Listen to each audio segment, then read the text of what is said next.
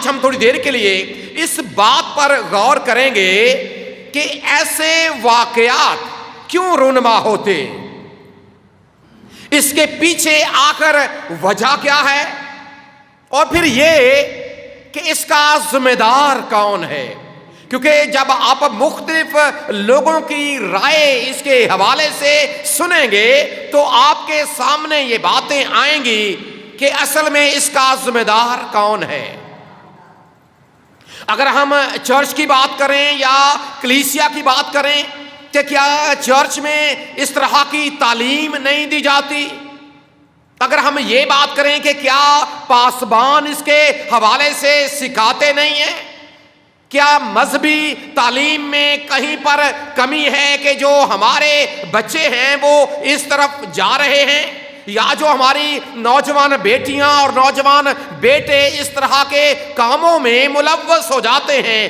کیا اس کا ذمہ دار ایک پاسبان، ایک کلیسیا یا ایک چرچ ہے، یا ہماری وہ مذہبی تعلیم ہے؟ اگر غور کیا جائے تو آپ کے سامنے یہ بات آئے گی کہ چلیں، کیونکہ کوئی بھی انسان مکمل نہیں ہوتا، کہیں نہ کہیں پر کوئی نہ کوئی چھوٹی موٹی کمی ضرور رہ جاتی ہے، لیکن مسیحی تعلیم کے حوالے سے، مسیحی ایمان کے حوالے سے، کتاب مقدس کو سامنے رکھ کر تربیت کے حوالے سے یقیناً بہت سے پیغامات ہمیں سننے کو ملتے ہیں۔ اگر ہم سنڈے اسکول کی خدمت کی بات کریں، وہ بھی تقریباً ساری کلیسیاؤں میں پائی جاتی ہے، اس کے ساتھ پیغامات بھی ہمیں سننے کو ملتے ہیں۔ اگر چرچ جانے کا کم اتفاق ہوتا ہے تو مختلف چینلز اس کے حوالے سے کام کر رہے ہیں، سوشل میڈیا بڑا ایکٹیو ہے اس کے حوالے سے۔ اگر ہم صرف چرچ کو صرف اس پر الزام لگا دیں کہ ایسی تعلیم نہیں دی جاتی یا اس طرح سکھایا نہیں جاتا، تو میرے خیال میں چلیں کہیں نہ کہیں کچھ ایسی کمی ہوگی۔ لیکن اگر دیکھا جائے تو ایسی تعلیمات بھی مل رہی ہیں، سیکھنے کو بھی مل رہا۔ اس کے ساتھ اگر ہم اور اداروں کی بات کریں، اگر ہم اسکولوں کی بات کریں یا کالجز کی بات کریں یا اپنی سیکولر ایجوکیشن کی بات کریں، تو میرے خیال میں اس میں بھی کوئی ایسی بات نہیں ہوتی، یا جو استاد ہیں اگر وہ سلیبس سے ہٹ کر کوئی بات کرتے ہیں مذہب کو لے کر، تو یہ ایک بالکل الگ بات ہے۔ لیکن جو ہمارے ادارے ہیں، اسکول ہیں، کالج ہیں، یونیورسٹیز بھی ہیں، وہ بھی میرے خیال میں کافی حد تک ان باتوں کا خیال رکھتے ہیں۔ اور مجھے اس بات کا ذاتی طور پر تجربہ ہے، کیونکہ ہمارا بچہ پنجاب کالج میں پڑھتا ہے، اور وہ شروع سے اس نے، چونکہ اس کی ایک دلچسپی ہے، وہ سیکھتا ہے ترجمۃ القرآن، ایک ایکسٹرا بک آ گئی تھی۔ ہم نے بھی کہا کہ یار آپ ایتھکس پڑھ لو، وہ ایزی ہے۔ اس نے کہا کہ نہیں، میں نے اسی کو پڑھنا ہے۔ حالانکہ ہمیں اس کے حوالے سے کچھ مشکلات کا بھی سامنا کرنا پڑا جب 9th میں اس کا وہ رول نمبر سلپ وغیرہ کا معاملہ ہو گیا تھا، لیکن 4 سال سے وہ وہاں پر پڑھ رہا ہے۔ اور میں نے، اس کی ماں نے اکثر اوقات ہم اس سے پوچھتے ہیں کہ بیٹا اس کے حوالے سے کبھی آپ کے ادارے میں کوئی ایسی بات ہوئی ہے جہاں آپ کے ٹیچر نے، جو اسلامیت کا ٹیچر ہے، کبھی اس نے کوئی بات کی ہے، یا جو ترجمۃ القرآن والا ٹیچر ہے، کیونکہ وہ ایک مسجد کا امام بھی ہے، تو کبھی اس کے حوالے سے بات ہوئی ہے؟ اور اس نے کہا کہ جی اس حوالے سے کبھی نہ تو کسی طالب علم نے کبھی بات کی ہے اور نہ کسی استاد نے کبھی بات کی۔ کئی بار ایسا ہو بھی جاتا ہے، لیکن اگر دیکھا جائے تو اس کا مطلب یہ ہے کہ جو ہمارے ادارے بھی ہیں، کہیں نہ کہیں وہ بھی اپنا کردار کسی نہ کسی طور سے اچھا ادا کرنے کی کوشش کر رہے ہیں تاکہ اس طرح کا کوئی ایشو نہ ہو۔ پھر اس کے ساتھ جب ہم بات کرتے ہیں عدالتوں کی یا قانون کی بات کریں، اور ابھی ہمارے خزانچی صاحب نے جو بات کی ہے، ٹھیک ہے، دیکھیں قانون ہر ایک جگہ پر موجود ہے، لیکن اگر کوئی اس پر عمل نہیں کرتا، یہ ایک بالکل الگ بات ہے۔ ہم اس بات کا ضرور اقرار کرتے ہیں کہ ہمارا قانون کمزور نہیں ہوتا، یہ بات یاد رکھیں، قانون کبھی بھی کمزور نہیں ہوتا، لیکن جو ہم لوگ ہیں نا اس پر عمل کرنے والے، وہ کمزور ہوتے ہیں۔ اپنے آپ کو ہم طاقتور شو کرنے کے لیے ہم ان قوانین کو روند ڈالتے ہیں، جس کی وجہ سے یہ تاثر جاتا ہے کہ کیونکہ جی قانون کمزور ہے اس لیے ایسا نہیں ہوتا، چونکہ جو اس کا امپلیمنٹ کرنے والے لوگ ہیں، جنہوں نے اس کے اوپر عمل درآمد کروانا ہے، اگر وہ کمزور ہوں گے یا اس قانون کو جو توڑنے والے ہیں اگر وہ طاقتور ہوں گے تو پھر ظاہری سی بات ہے یہی تاثر ہمارے سامنے آئے گا کہ ہمارا جو عدالتی نظام ہے وہ درست نہیں ہے۔ پھر اس کے ساتھ جب ہم بات کرتے ہیں ایک کلیسیا کی، کلیسیائی ماحول کی، پھر اس کے ساتھ خاص طور پر جو ابھی بھی ایک باتیں آپ کے سامنے آئیں، اور یہ باتیں کرنے کا مقصد یہی تھا تاکہ یہ پتہ چل سکے کہ ہم کیا سوچتے ہیں اس حوالے سے۔ تو پھر زیادہ جو بات سامنے آئی وہ یہ تھی کہ والدین ذمہ دار ہیں۔ کون ذمہ دار ہے جی؟ والدین ذمہ دار ہیں۔ والدین اپنے بچوں کا خیال نہیں رکھتے۔ چلے کسی حد تک، چونکہ پہلے میں نے بات کی کہ کمزوریاں ہر ایک جگہ پر موجود ہیں، مکمل کوئی بھی نہیں، لیکن کوئی بھی والد یا کوئی بھی والدہ یہ ضرور کوشش کرتا، وہ یہ ضرور کوشش کرتے ہیں کہ جو ان کا بیٹا ہے یا جو ان کی بیٹی ہے وہ ان کے لیے باعث برکت، ان کا بیٹا یا ان کی بیٹی وہ نہ صرف تعلیم میں آگے بڑھے، نہ صرف اپنی جو اس کی ایجوکیشن ہے وہ اس میں آگے بڑھے، بلکہ ان کی یہ کوشش بھی ہوتی ہے کہ وہ اپنی مذہبی تعلیم کو بھی اپنے سامنے رکھے۔ آپ کسی بھی والد سے پوچھ لیں، آپ کسی بھی والدہ سے پوچھ لیں، وہ یہی آپ کو بتائے گا، وہ یہی آپ کو بتائے گی کہ ان کی یہ خواہش ہے، ان کی یہ دعا بھی ہے، اور وہ یہ کوشش بھی کرتے ہیں کہ ان کے جو بچے ہیں، جو بیٹیاں ہیں، جو بیٹے ہیں، وہ ہر لحاظ سے آگے بڑھیں اور ہر لحاظ سے وہ ترقی کریں، وہ آگے اور آگے اور آگے اور آگے بڑھیں، اور وہ اس کے حوالے سے کوشش بھی کرتے ہیں۔ ہاں کہیں پر کوئی کمی رہ جاتی ہے، کمزوری رہ جاتی ہے، لیکن ہر والدین یہی کوشش کرتا ہے۔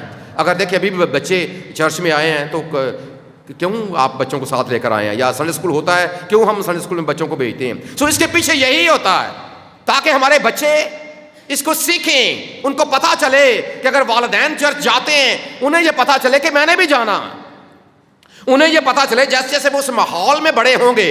دیکھیں جب کبھی ہم ایک رسم ادا کرتے ہیں بپتسمے کی، جب بچوں کو اس رسم میں سے گزارا جاتا ہے تو والدین سے عہد لیا جاتا ہے کہ آپ اپنے بچوں کی تربیت خدا کے پاک کلام کے مطابق کریں گے، اور یقیناً جو والدین ہیں، جو واقعی والدین ہیں، جو سمجھتے ہیں کہ اولاد خداوند کی طرف سے میراث ہے، وہ ضرور یہ کوشش کرتے ہیں کہ ان کے بچے اس معاملے میں آگے بڑھیں۔ اور پاک کلام میں بھی آپ کو یہ باتیں بار بار لکھی ہوئی ملتی ہیں۔ اگر والدین کی بات کریں، اگر آپ استثناء کی کتاب پڑھتے ہیں اور اس کا 6 باب اور اس کی 4 آیت سے، تو وہاں پر یہ بات لکھی گئی ہے کہ سن اسرائیل، خداوند ہمارا خدا ایک ہی خدا ہے، اور یہ باتیں جن کا حکم میں آج کے دن تجھے دیتا ہوں یہ تیرے ذہن نشین رہیں، یہ تیرے دل کی تختی کے اوپر لکھی جائیں، اور تو نے اٹھتے وقت بھی، بیٹھتے وقت بھی، چلتے وقت بھی، پھرتے وقت بھی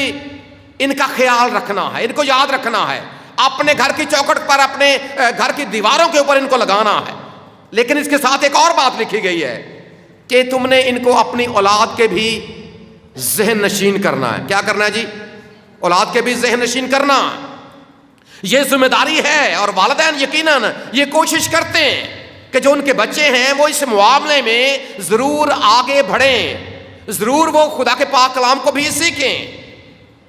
پھر اس کے ساتھ ہمیں کچھ اور باتیں بھی ملتی ہیں۔ کئی بار والدین کوتاہی کر جاتے ہیں، اس میں کچھ شک نہیں، کئی بار ہم نے پہلے بھی بات کر رہے ہیں کہ کہیں نہ کہیں کچھ ایسی کمزوریاں ہوتی ہیں کہ جس کی وجہ سے یہ باتیں، ایسی باتیں رونما ہو جاتی ہیں۔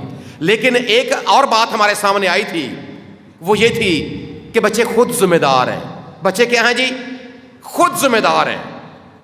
اور آج کا جو حوالہ آپ نے سنا ہے اس میں بھی دیکھیں، اگر ہم دنیاوی طور پر بات کریں تو کوئی بھی ادارہ دنیا میں موجود نہیں ہے جو برائی کی ٹریننگ دیتا۔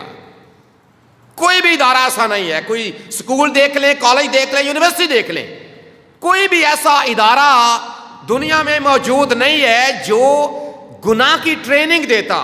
کوئی بھی ادارہ یا کوئی بھی گھر یا کوئی بھی معاشرہ برائی کی ٹریننگ نہیں دیتا. یہ چیزیں انسان کے اندر ہوتی ہیں.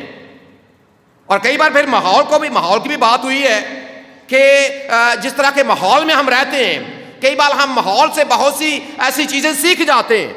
گھر میں بھی نہیں ہوتی، کلیسیا میں بھی نہیں ہوتی، چرچ میں بھی نہیں ہوتی، لیکن جہاں پر پھر ہمارا اٹھنا بیٹھنا ہو جاتا ہے، کئی بار ہم وہ چیزیں وہاں سے اڈاپٹ کر لیتے ہیں. اور اس لیے کر لیتے ہیں کہ ہمارے اندر کہیں نہ کہیں چونکہ گناہ دبکا بیٹھا ہوتا، جیسے اسے ہوا ملتی ہے وہ اٹھ کھڑا ہوتا ہے، اور پھر ہم اس برائی کا شکار ہو جاتے ہیں. لیکن جو اہم بات ہے وہ یہ کہ جو حوالہ تلاوت کیا گیا، جس میں خدا کے بندے مقدس پولس رسول نے اپنے نوجوان شاگرد، جسے وہ اپنا روحانی بیٹا بھی کہتا ہے، وہ اسے ایک نصیحت کر رہا ہے. اور اگر دیکھا جائے یہ نصیحت بھی ہے اور یہ ایک کمانڈ بھی ہے، یہ ایک حکم بھی ہے کہ کیا کوئی تیری جوانی کی حقارت نہ کرنے پائے، کوئی تیری جوانی کی حقارت نہ کرنے پائے.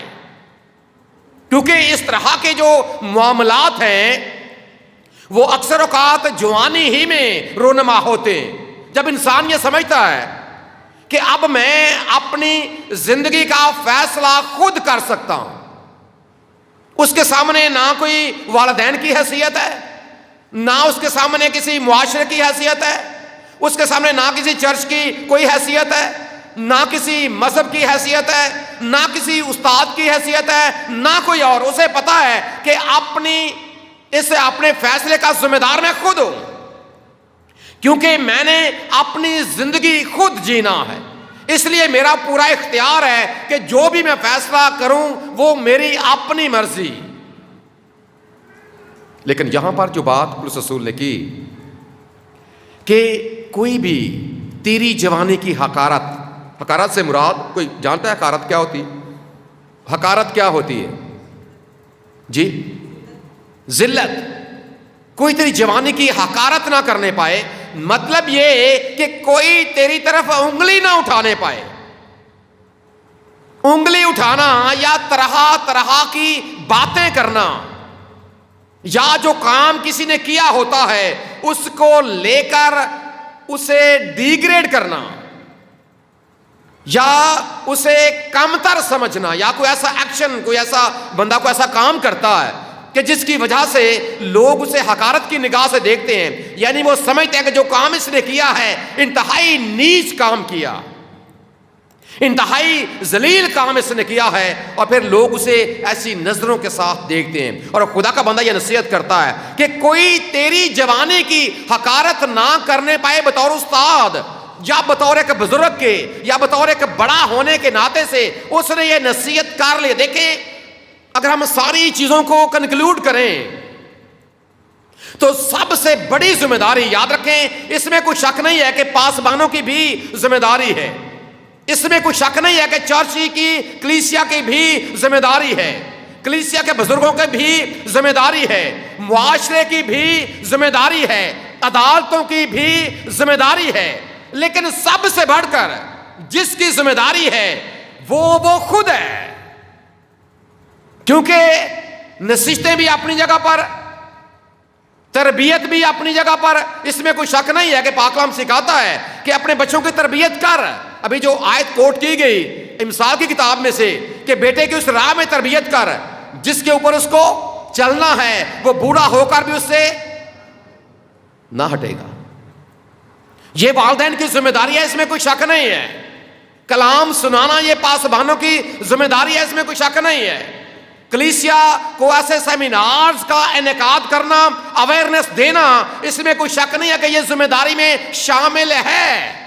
لیکن اب جس کے لیے یہ سب کچھ کیا جا رہا ہے، جس کے لیے یہ سب کچھ کیا جا رہا ہے، اگر وہ خود ہی سنجیدہ نہیں ہے، اگر وہ سیکھنے کے لیے تیار ہی نہیں ہے، اگر وہ کسی بات پر عمل کرنے کے لیے تیار ہی نہیں ہے. اور بیٹی نے ایک بڑی پیاری بات کی ہے، دیکھیں بچوں نے اسکولوں میں بھی جانا ہے، بچوں نے کالج میں بھی جانا ہے، بچوں نے اپنا روزگار کمانے کے لیے بھی باہر نکلنا ہے۔ نہ تو ہر وقت پاسبان ساتھ رہتا ہے، نہ ہر وقت والدین ساتھ رہتے ہیں، اور نہ ہر وقت معاشرہ ساتھ رہتا، نہ قانون ہر وقت آپ کے ساتھ رہتا کہ ایک سپاہی کی ذمہ داری لگا دی جائے کہ وہ ہر وقت آپ کے ساتھ رہے تاکہ آپ کو اس طرح کی حرکت نہ کریں۔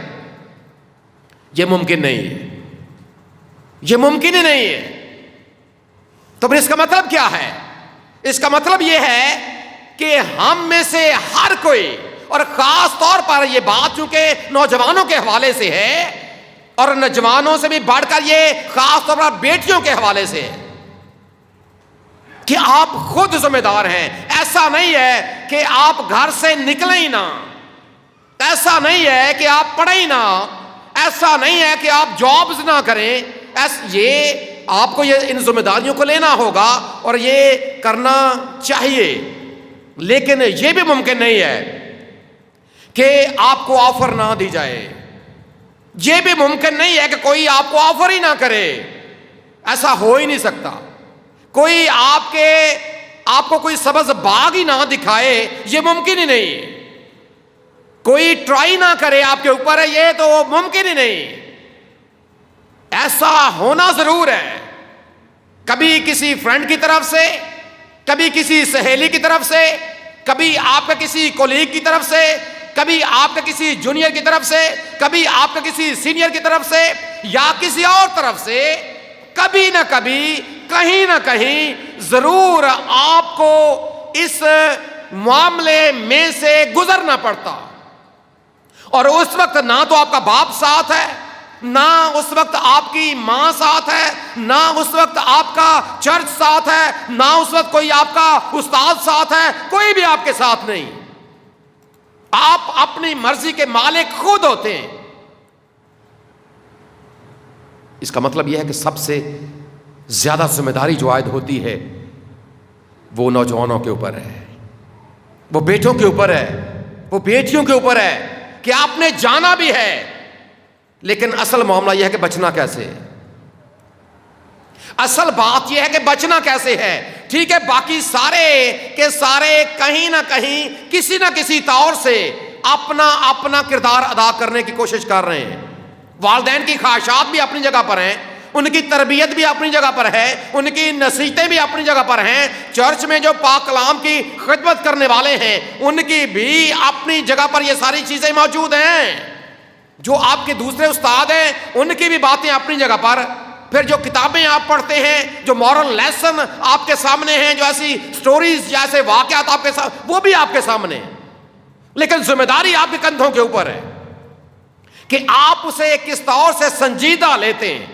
اگر یہی نصیحت جو یہاں پر خدا کے بندے مقدس پولس رسول نے تیموتھیوس کو کی کہ کوئی تیری جوانی کی حقارت نہ کرنے پائے، کوئی تجھے ذلیل نہ کر سکے، کوئی تیرے بارے میں یہ نہ سوچ سکے کہ یہ کس طرح کا ہے، کیونکہ یاد رکھیں اس طرح کی حرکتیں کرنے کے بعد بھی جس طرح کی باتیں ہمیں سننے کو ملتی، یا والدین کو جس طرح کی باتیں سننے کو ملتی، اگر ہمارے ذہن میں یہ بات ہوگی، لیکن سب سے بڑھ کر یہ کہ خدا کا پاک کلام ہمیں کیا سکھاتا ہے، سب سے بڑھ کر، کیونکہ جہاں پر کوئی بھی آپ کے پاس نہیں نہ ہوتا وہاں پر آپ کا خدا ساتھ ہوتا ہے، لیکن شرط یہ ہے کہ آپ محسوس کریں، شرط یہ ہے کہ شرط کیا ہے جی، آپ محسوس کریں، کیونکہ اس کا وعدہ تو ہے نا کہ دیکھو میں دنیا کیا کرتا ہمیشہ تمہارے ساتھ ہوں۔ پھر یہ خدا کی آنکھوں کے بارے میں بڑی دفعہ ہم نے سیکھا ہے امثال کی کتاب میں 15ویں باب میں 33 آیت میں کہ اس کی آنکھیں ہر ایک جگہ پر ہیں۔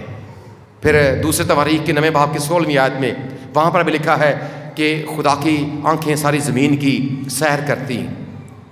پھر یہ خدا کا بندہ یہ گاتا بھی ہے کہ خدایا تیری روح تو میں بھلا نہ سکے کدھر جاواں، ہر ایک جگہ پر ہے، لیکن شرط ہے محسوس کرنے کی کہ آپ کا جب کوئی بھی ساتھ نہیں ہے، ٹھیک ہے سبز باغ آپ کو دکھائے جاتے ہیں، لیکن آپ نے یہ خیال رکھنا ہے کہ یہ اصل میں ایک پھندا ہے جس میں آپ کو پھنسایا جا رہا، یہ ایک ایسا پھندا ہے، کیونکہ پھندا ایک ایسی چیز ہوتی ہے جس میں چارہ لگایا جاتا ہے، اور جانوروں کو پکڑنے کے لیے پھندا، عام طور پر ہم اسے پھندا کہتے ہیں، جس طرح کہ جب آپ مچھلیاں پکڑتے ہیں نا، اس کی کنڈی بنی ہوئی ہوتی ہے.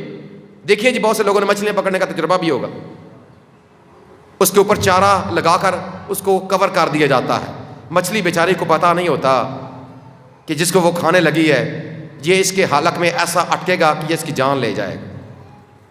پتہ پھر اس وقت لگتا ہے جب قابو آ جاتی. اور ایک جو چوہے پکڑنے والی کڑکی دیکھی آپ نے، کڑکی، اس کے اوپر کیا لگایا جاتا ہے؟ چوہا صرف وہی دیکھتا ہے، پھنس جاتا ہے.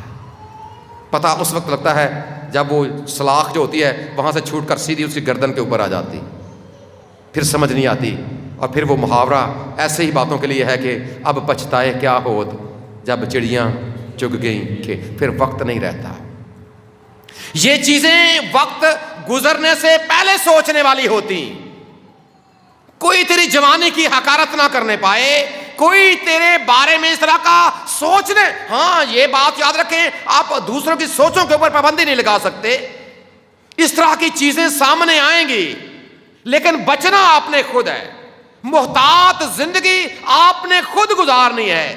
بچ کر آپ نے نکلنا ہے کہ کیسے یہاں سے میں نے اس طرح، کیسے میں نے یہاں سے نکلنا ہے، کیسے میں نے یہاں سے آزادی پانی ہے، کیسے میں نے اس چنگل میں، کس طرح مجھے یہ کچھ بھی نہیں ہوتا، کوٹھی بھی ہو جائے گی، بنگلہ بھی ہو جائے گا، گاڑیاں بھی ہو جائیں گی، مال و دولت، سونا چاندی، یہ بڑا عہدہ، نہ جانے کیسی کیسی آفرز آپ کے سامنے رکھی جائیں گی. لیکن یہ مرضی آپ کی ہے. کئی بار ایسا ہوتا ہے کہ انسان ایسی چیزوں کو لے کر، اور ایک اور محاورہ بھی ہے اردو کا کہ انگلش میں بھی استعمال ہوتا ہے کہ all that glitters is not gold. ہر چمکتی چیز سونا نہیں ہوتی. ان باتوں کو سمجھنا ہوگا. اور یہاں پر پولس رسول نے جو بات کی، پہلی بات اس نے یہ کی کہ کوئی تیری جوانی کی حقارت نہ کرنے پائے. لیکن جو آگے بات کی گئی ہے اس کے بعد، وہ کچھ 5 باتیں ہیں یہاں پر بھی، بلکہ تو ایمانداروں کے لیے نمونہ بنے. جی کس بات میں؟ کلام کرنے میں. پہلی بات کون سی جی؟ تو نمونہ بن. کوئی تیرے بارے میں یہ نہ سوچے، بلکہ تجھے نمونہ بننا. اور ایسے لوگ بھی نمونہ بن جاتے ہیں دوسروں کے لیے. دیکھیں کئی بار آپ کبھی ان لوگوں کی زندگی پر غور کریں جنہوں نے کبھی ایسا کیا، پھر جو کچھ ان کے ساتھ ہوتا ہے، کبھی ان کی زندگی وہ اس کے بارے میں بھی سوچیں. پھر جس طور سے ان کی زندگی گزرتی ہے، کبھی ان کے بارے میں بھی سوچیں. اور یہاں پر پولس رسول نے کہا کہ تجھے نمونہ بننا ہے. کس بات میں؟ پہلی بات کلام کرنے میں. پہلی بات کیا ہے جی؟ کس میں؟ کلام کرنے میں. تیری جو گفتگو ہے، تیری گفتگو سے پتا چلے کہ تو کون ہے. جو الفاظ تیرے منہ سے نکلتے ہیں یہ پتا چلے کہ تو کون ہے.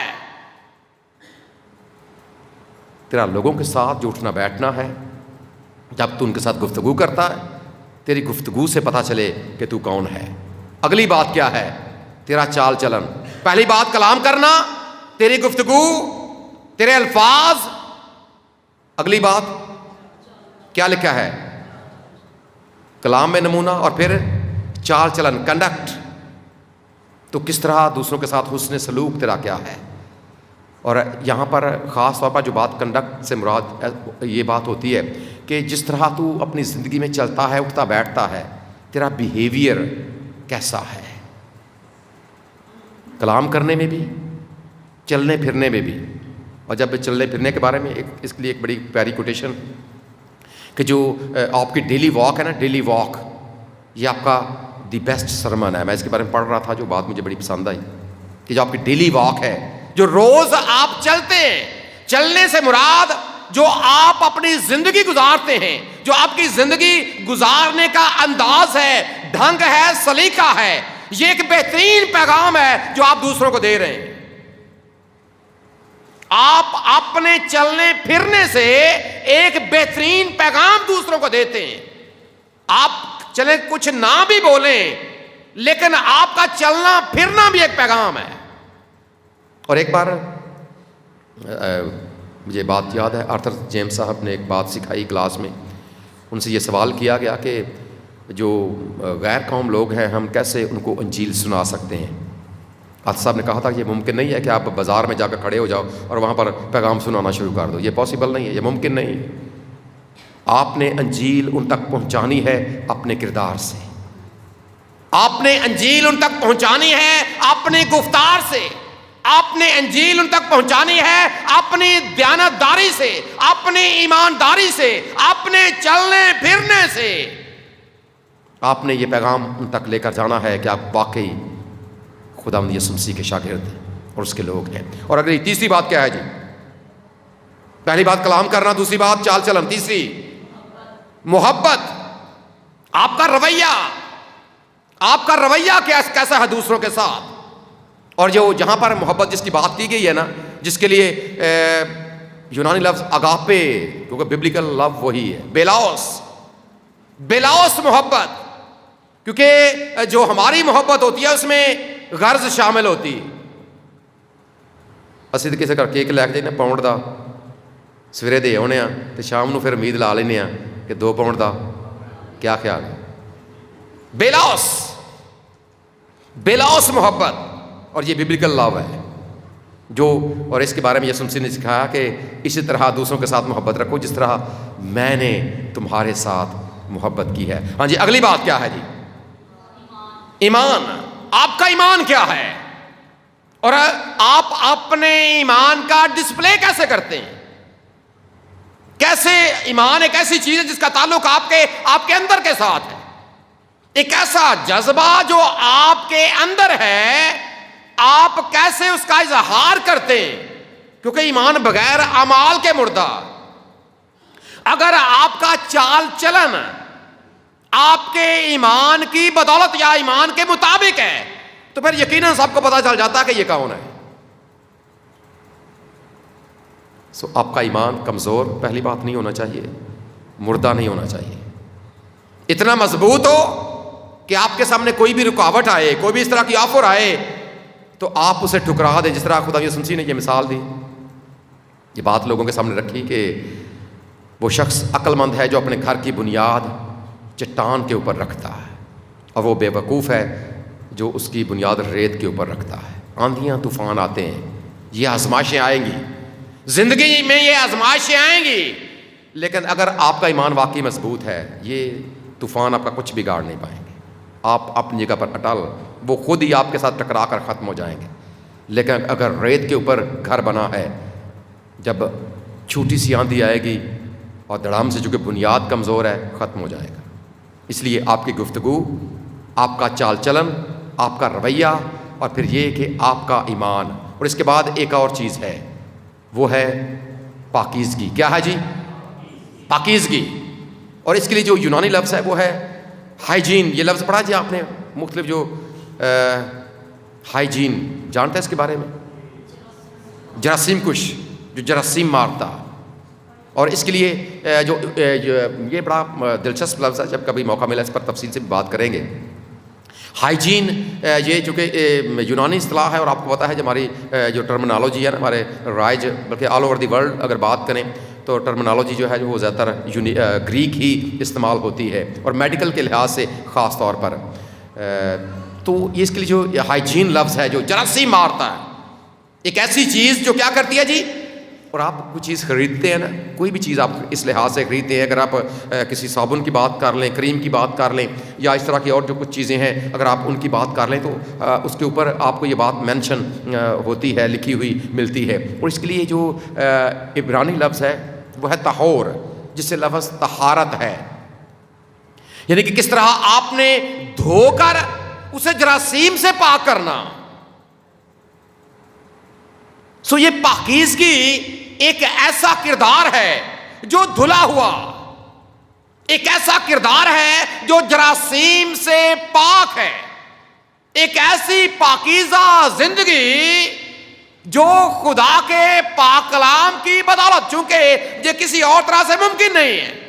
یہ جو گناہ کے جراثیم ہیں یہ ایسے نہیں مرتے.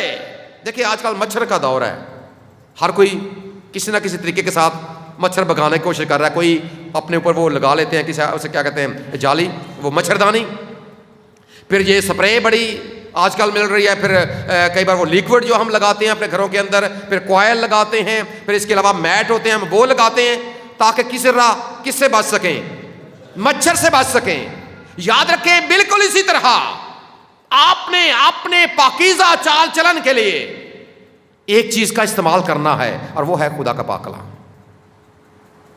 صرف ایک، کیونکہ سب سے بڑا ذمہ دار آپ خود ہیں، آپ اپنے ذمہ، کیونکہ قبر ہر کسی کی اپنی اپنی ہے، ایمان بھی ہر کسی کا۔ بھی ہم جب اپنے مسیحی ہونے کا اقرار کیا تو کیا ہم نے یہ اقرار کیا کہ ہم ایمان رکھتے ہیں، میرا باپ بھی رکھتا ہے، میری ماں بھی رکھتی ہے، اور جناب ہم سب کا ایک ہی ایمان ہے؟ ہاں ایک تو ہے، اس میں کوئی شک نہیں ہے، لیکن ایسا نہیں ہے کہ اگر میرے پاس ہے تو وہ میرے باپ کا بھی ہے، یا میری ماں کا بھی ہے، یا میری بیوی کا بھی ہے، یا میرے بچوں کا بھی ہے، یا بھائی کا بھی ہے، یا بہن کا بھی ہے۔ یہ ہر کسی کا اپنا اپنا ہے، ہر کسی کا اپنا اپنا ہے۔ سو یاد رکھیں آپ سب سے بڑے ذمہ دار خود ہیں ان باتوں کے۔ آپ نے خود اپنا خیال رکھنا ہے، آپ نے خود اپنے آپ کو اس طرف لے کر آنا ہے، اور اس کے لیے خدا کا پاک کلام آپ کی رہنمائی کرتا ہے۔ اگر آپ 119واں زبور پڑھتے ہیں اور اس کی 9ویں آیت، تو وہاں پر لکھا ہے کہ جوان اپنی روش کس طرح پاک رکھے، جوان اپنی روش کس طرح پاک رکھے۔ اور آیت کے اگلے حصے میں لکھا ہے کہ تیرے پاک کلام پر نگاہ رکھنے سے، تیرے پاک کلام پر، شریعت کی یہ کتاب تیرے منہ سے نہ ہٹے، بلکہ تجھے دن اور رات اسی کا دھیان رہے۔ دن اور رات، جب یہی باتیں آپ کے سامنے ہوں گی، کوئی بھی آفر آپ کو کی جائے گی آپ رد کر دیں گے۔ پھر اگر آپ 9ویں آیت، ابھی اگر آپ 11ویں آیت پڑھیں گے تو وہاں پر لکھا ہے کہ میں نے تیرے کلام کو اپنے دل میں رکھ لیا ہے تاکہ تیرے خلاف گناہ نہ کروں۔ ضرور اپنی زندگی پر غور کریں، اپنے بارے میں سوچیں، اور اپنی اپنی جگہ پر ہر کوئی اپنا کردار ادا کرنے کی کوشش کرے، بطور پاسبان بھی، بطور ایک بزرگ بھی، بطور ایک کلیسیا بھی، بطور ایک چرچ بھی، اور بطور ایک معاشرہ بھی، اور بطور والدین بھی، بطور بھائی اور بہن بھی۔ لیکن سب سے اہم یہ بات کہ ہم سب اپنے اپنے خود ذمہ دار ہیں، اور خاص طور پر جو نوجوان نسل ہے وہ خود اپنی ذمہ دار ہے، کیونکہ یہ رشتے سدا آپ کے پاس نہیں ہیں، آپ کے ساتھ نہیں ہیں۔ آپ نے اسکول میں جانا ہے، آپ نے کالج میں جانا ہے، آپ نے یونیورسٹی میں جانا ہے، آپ نے اپنا کام کاج کرنا ہے، آپ نے ڈیوٹیاں سر انجام دینی ہے، لیکن ایک بات جس کو آپ نے ہمیشہ اپنے ساتھ رکھنا ہے وہ یہ کہ آپ کا خداوند آپ کے ساتھ ہے۔ یسو میرے نال نال رہندا ہے، ڈری نہ او مینوں بس کہندا ہے۔ اگر وہ آپ کے ساتھ ہے، اور پھر آپ اس کا ساتھ اگر محسوس کرتے ہیں، کبھی جب ایسی بات آپ کے سامنے آتی ہے اسے ٹھوکر مار دیں، کیونکہ سب سے اہم بات جو آپ کے سامنے ہے وہ دنیاوی نہیں ہے، وہ دنیاوی چیزیں نہیں ہیں، بلکہ وہ ہے جو ہمیشہ کی زندگی ہے۔ اگر آپ دنیا میں آپ ایسی آفرز کو لے لیں گے، آپ ہمیشہ کی زندگی سے محروم ہو جائیں گے، اور وہ آپ نے کبھی بھی کرنا نہیں ہے، بلکہ اپنی نگاہوں کو ہمیشہ ایمان کے بانی اور کامل کرنے والے خداوند یسوع مسیح پر ٹکائے رکھنا ہے۔ اگر آپ ایسا کریں گے پھر اسی کے وفادار بھی رہیں گے، کیونکہ اسی نے یہ بھی فرمایا ہے کہ جان دینے تک وفادار رہ تو میں تجھے زندگی کا تاج دوں گا۔ ہمارا خدا ہمیں ایسا ہی کرنے کا فضل عطا کرے، آمین۔